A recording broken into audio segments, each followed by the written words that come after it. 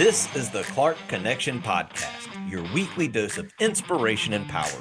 We'll dive deep into the stories and strategies that ignite personal growth and entrepreneurial fire.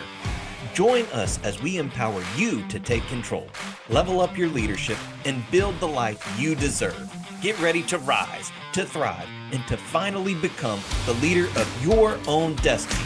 Let's go. Welcome to the Clark Connection Podcast. It's great to have you on here with me.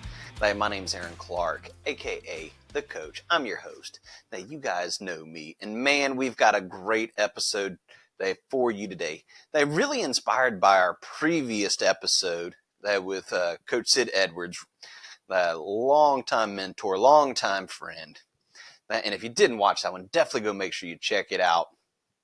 His talking about being a leader and developing other leaders. It really what brought me to wanting to talk about the 5 levels of leadership. And so, like I said, he's probably one of the few level 5 leaders that I know personally, which is my goal. And I'm going to go through and cover all of that with you.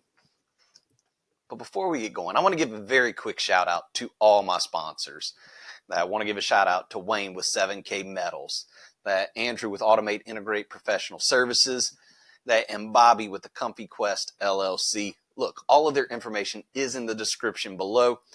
And if you're looking to get any coaching or looking for somebody to run an event or do anything like that, look, hit me up. You can follow me on social media at Coach_A_Clark, or by going to my website, CoachAClark.com. All of that information is listed below. Be more than happy to help you. So let's go ahead and let's get started diving into what we got planned. And so the first thing that we're going to talk about with the 5 levels of leadership is it's important to know that we're going to describe, and I probably should have said that, look, it's coming straight from John Maxwell's 5 levels of leadership, okay? So if you have not gotten this book and you have not read this book, go do it. If you have any desire of becoming a leader, or if you are a leader, this is a phenomenal book for you to go and read. That way you can really understand how to help maximize and grow yourself, and then ultimately helping those around you. And so what we're going to do with this is we're going to define leaders as a verb, not a noun. Leading is something you do. It's an everyday thing. And it's not typically what we label it as. It's not just being the boss. It's more than that. It's helping those around you. And so as we go through and really talk about it, I think it's very important to understand that this is going to provide a clear game plan for those of us that are developing as leaders. And remember, when you become a leader, it's not about you. And so it reminds me, I was talking to a young man the other day at the track. Remember, my youngest son races motocross. And so we were in the Montgomery, Alabama area racing. And was talking to a young man. He was going to college, and he was like, I want to be the boss. I want to be the guy. I want to be this. I want to be that. And I said, well, what you need to know is in order think, and we started talking about, who are the best bosses you ever had? Who are people that you've worked with that you're like, hey, that guy, that gal, fill in the blank, they made a difference. And then as we started talking, I said that the other way to think about it is that really everybody likes to think of it as a triangle. Everything as you move up. Hey, I'm at the leader. I'm at the top. I've made it. I've arrived. But really, you want to take that triangle and flip it upside down. Because what the leader does is you get there because you've been brought in, because you are good at understanding and solving problems. And so as we were going through and talking, he was like, man, that sounds like a lot of work. I was like, well, yeah, it is. Being a leader is tough because as the leader, you don't clock in, clock out. You're there for your team. You do what your team needs you to do. And it's important to make sure that we align our leadership with our practices, our principles, and value. It's got to be based off of principles. Go look at Stephen Covey, 7 Habits of Highly Effective People. He talks about principles. and the importance of living based off of principles and values. You'll get more insight there. And so let's go into this. And I think it's important to remember that as we go through, as you reach another level of leadership, you don't leave the others behind. It's not like a video game or anything else where once I accomplish step one, I move on to step two, or baking a cake. It's always there. And it's also important to know that you are not on the same level with every single person. You're always starting over. You're always striving. And those levels will fluctuate. Okay? That the higher you go, the easier it is to leave. But the more commitment that is required to stay there, that moving up levels occurs very slowly. It takes time. But going down can happen real quick. You can move from a 5 to a 1 just like, and it's over before you even realized it.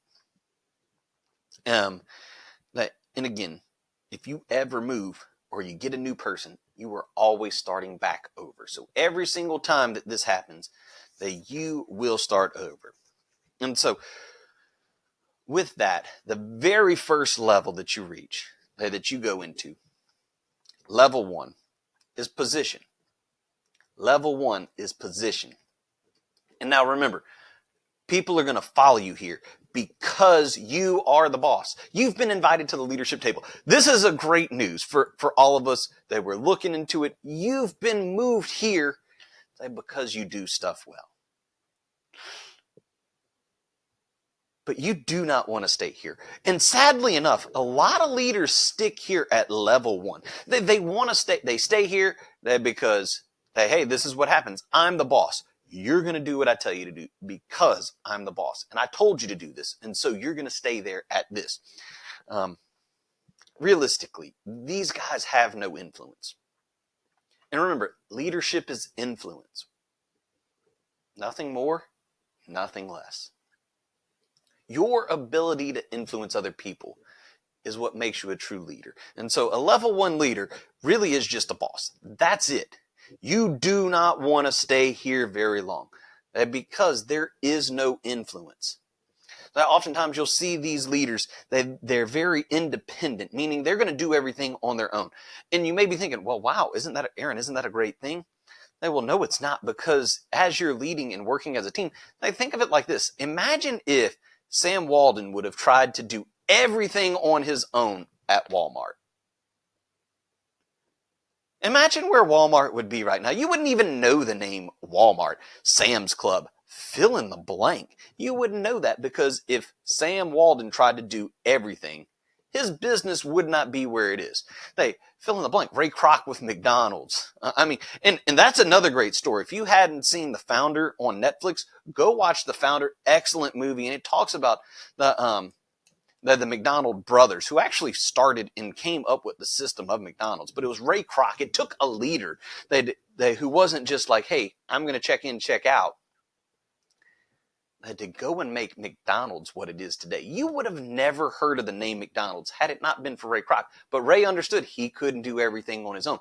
Fill in the blank. Todd Graves with Raising Cane's, Truett Cathy, with Chick-fil-A, and so many other just huge businesses. Imagine if Bill Gates or Steve Jobs tried to do everything on their own. But that's what a level 1 leader does. They want to do everything on their own, and they squash a lot of creativity and just stick-to-itiveness. People are going to follow you at level 1 because of your position. So level 1 is position. Level 2, this is permission. Level 2, it's all about building relationships. People follow you because they want to. And so you may hear this, in the coaching world, that you would hear this oftentimes called as he's a player's coach. People followed the player or the coach and they liked the coach because he was easy to get along with. You may have that boss in your life. You might be right here as a leader yourself. People follow you because they like you. Now, It's important to remember you can lead people without liking them. Or sorry, people can like you without you leading them, but you cannot lead people without liking them. As a leader, you have to show them that you like them. Like, people like people who like you first.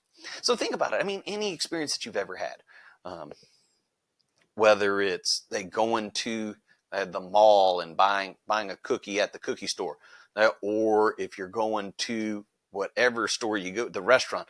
Now you can tell, I mean, those servers, those people that are helping you, you can tell those people who like you. It's the same thing whenever you're the leader. That people are going to follow you right here because they like you. Now, this will only last so long. And if you get here and don't move further, you're going to quickly have to revert back to level 1. And you're going to have to make people do stuff because you're the boss. Now, I'm going to preface it with this. There is nothing wrong with that. Sometimes you got to be a level 1 leader.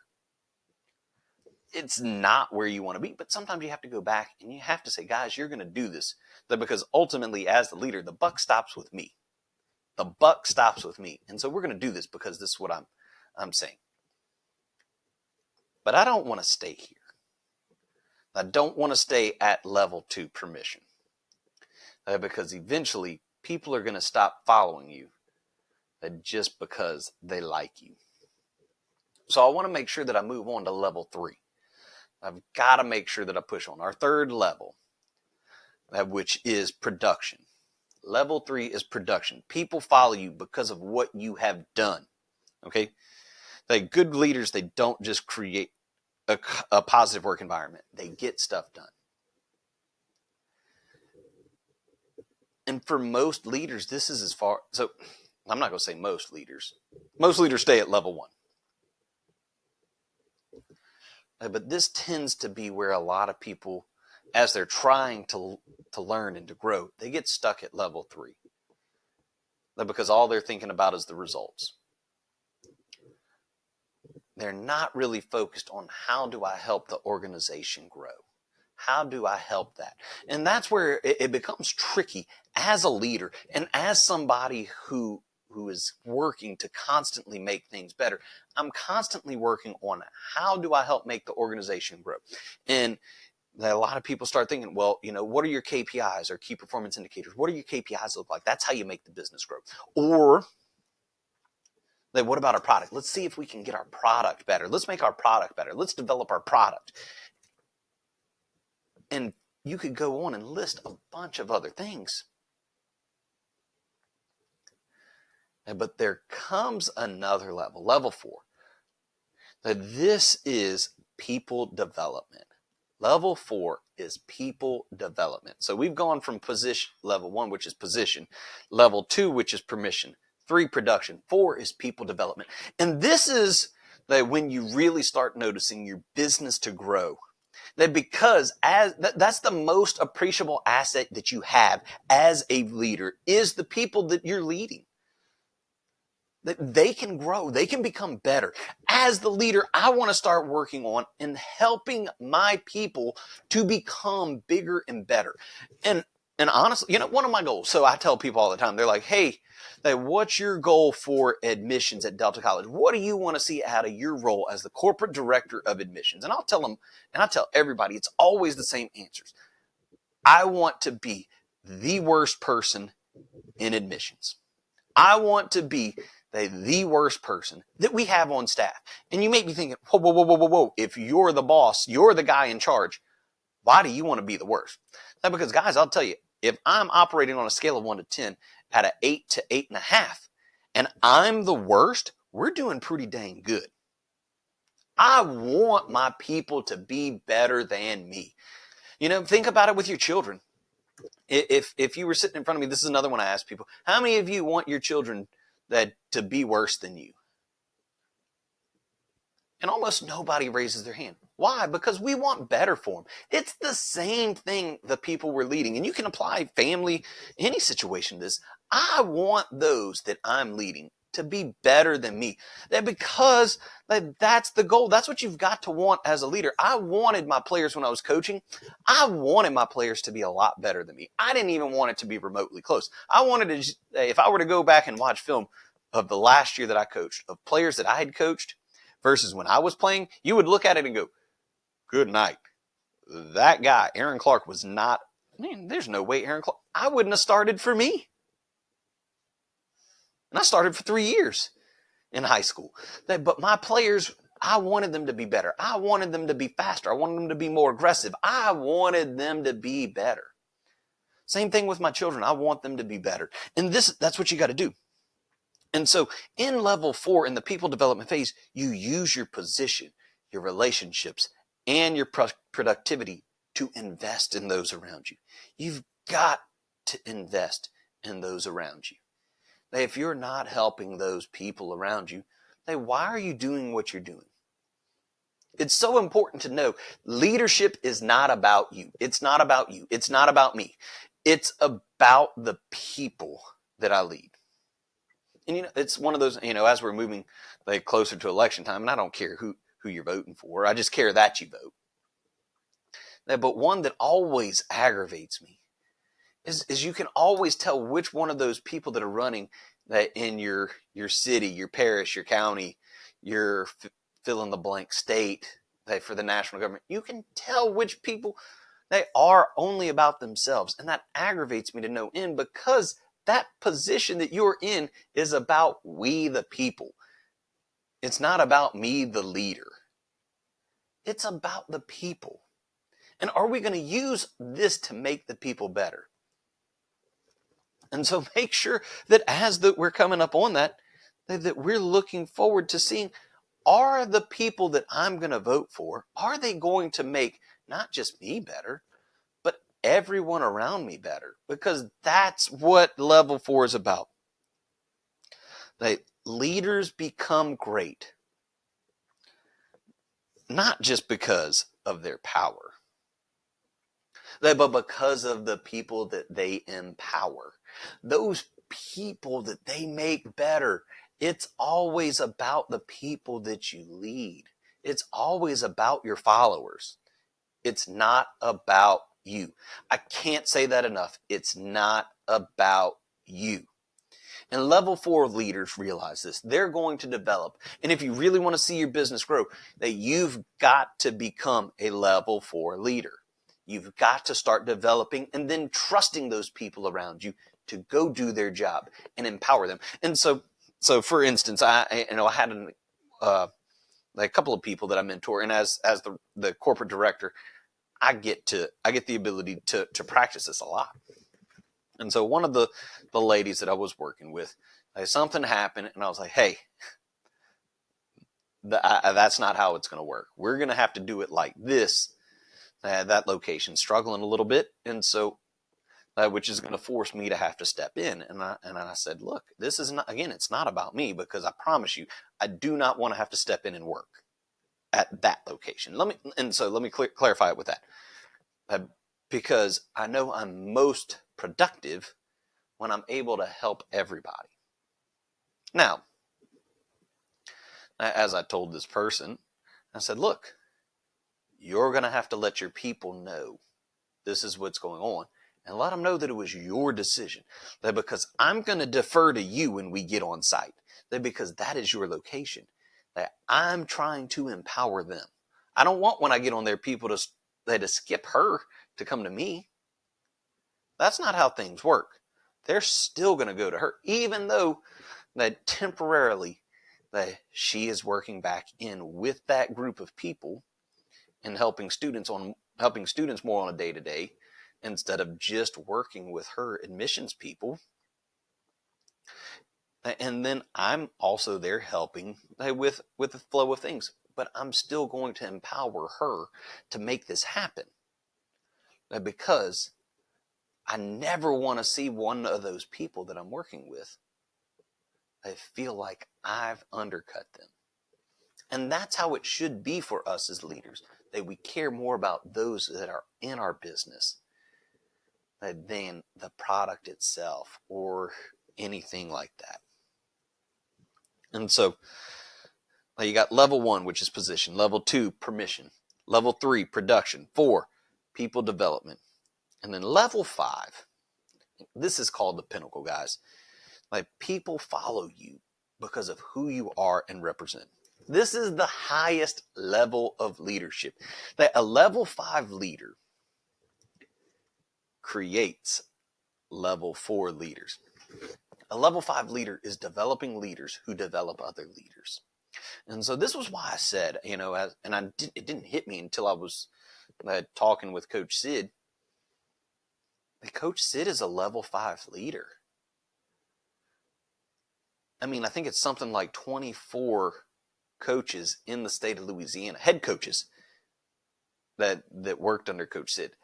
And there are so many countless others. He empowered his coaches to go out and lead those players that we were entrusted with. He constantly wanted to make us level 4 leaders to help develop our players to become other leaders. It's really a beautiful thing. When somebody reaches that level 5, that's when you've really reached it. But it's important to remember, guys. So even though that you're doing all this, that you've gone from position to permission to production to people development, you've made it to the pinnacle again. And then that's why I'm circling back. I'm circling back to this because it's so important.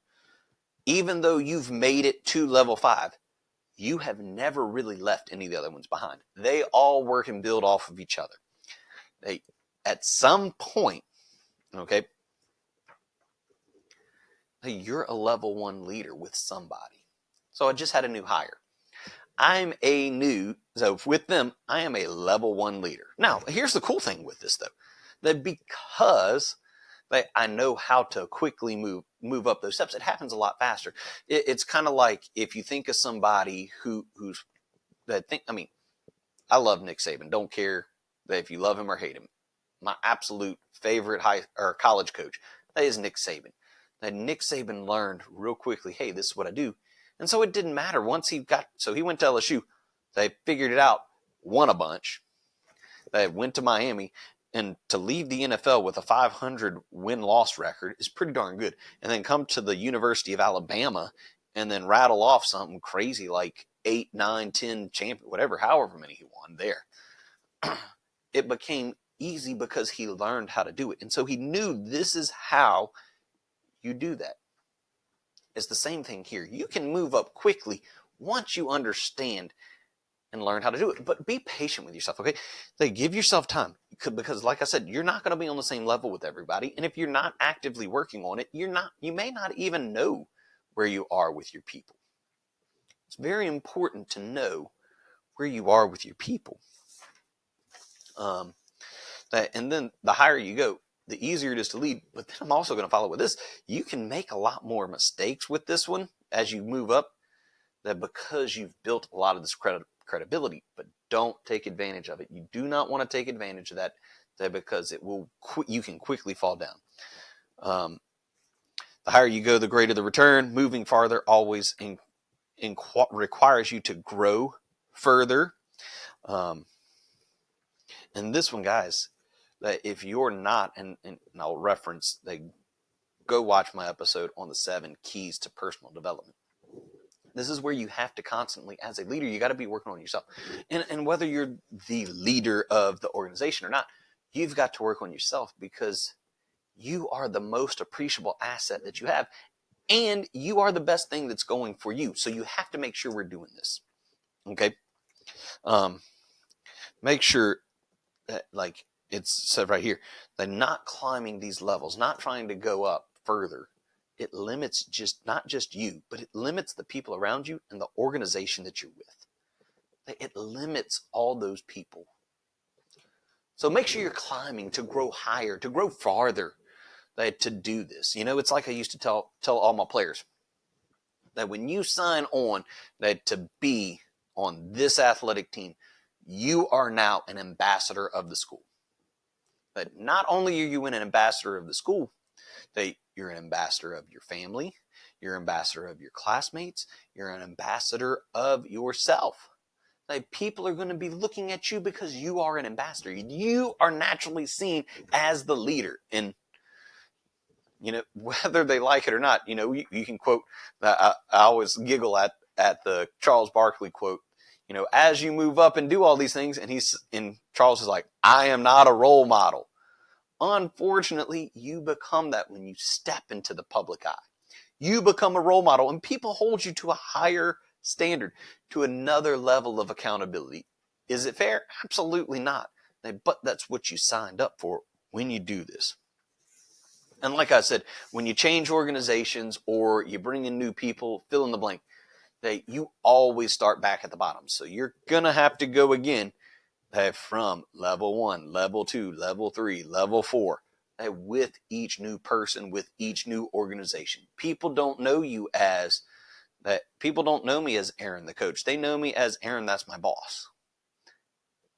And that's what's so important to realize, is that you're constantly working and growing and trying to make these things happen. And then it's important to remember, you can't climb these levels alone. I think that's super, super, super important. You cannot climb these levels alone. John says all the time, leadership is influence. Nothing more, nothing less. You're not a leader without followers. If you claim to be a leader and you find yourself out and you turn around to see who's following you and you look and there's nobody there, you're not a leader. You're just out for a walk. Now, sometimes as a leader, you're going to have to go further, see further ahead. And sometimes you are going to stand out on your own. Sometimes you're going to have to be the one to step out and take on new challenges that you don't necessarily like. As the leader, it's not always easy.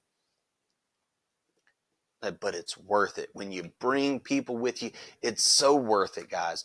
You got to make sure that as you're doing this, that you're bringing people with you. And so just to give a quick recap, the 5 levels of leadership, that position, people follow you because you have to. You've been invited to the leadership table. Welcome here. Don't stay there. Move from that level 1 to level 2, which is permission. People follow you because they want to. Then you want to quickly move to level 3, production. People follow you because of what you have done. But it's not enough to stay there. If you really want to grow, if you really want your organization to grow, you got to move to level 4, which is people development. And this, guys, I think this is a whole new level. It's a whole new shift. It's a whole new mindset. That for those of us as leaders to be able to go and to develop people who are going to be better than we are. We want to help those people develop and be better than we are. And then level 5, which is the pinnacle. People follow you because of who you are and what you represent. It's the top level. It's hard. You may work your entire life and never make it there. But guys, it's so worth it when you make it to the top, when you make it to level 5. And if you're not sure, there are several assessments. If you want to go online, there are several different assessments for checking to see where you are in these levels of leadership. And I recommend doing it. It's pretty. Now I'm not gonna lie to you. It's pretty intimidating when you hand this paper out to some of your people and say, "Hey, I'm just kind of curious. Fill it out. Don't put a name on it, and let me see what happens." It can be quite intimidating. It might surprise you. You may be wondering, like, man, I bet they're just gonna think I'm a level 1. And I know the very first time that I did it, I got it back and I went, wow, I didn't think I would be where I was at this organization. But then I've done it sometimes and I went, oh my goodness, why do they not think blah, blah, blah, blah, blah, blah. There's nothing wrong with that. That just means we have work to do. That's all that means. We get to work and improve and become better. Because failure isn't final. It's only failing when you quit. And if you're listening to this and you've been on here this long, you don't quit. And so, guys, as we wrap it up, if you're looking for leadership, or personal growth training for you or your team or your event, reach out to me. I'd love to be able to help you on your leadership journey and to inspire you. Contact me. All of my information is listed below. And remember, you don't need to be great to get started, but you have to get started to be great. So keep leading, keep growing, and keep innovating. Until next time, stay inspired and connected, and I'll see you on the next episode of the Clark Connection Podcast. Thanks for listening to the Clark Connection Podcast, where my goal is to add value to you. Make sure you like and follow the show. You can also connect with me via my website, coachaclark.com, or on all socials at coach_A_Clark. The links are in the description. Huge thanks to my sponsors, Wayne with 7K Metal Associates, Bobbie at A Comfy Quest LLC, and Andrew at Automate Integrate Professional Services. We look forward to bringing you more great content. See you next week.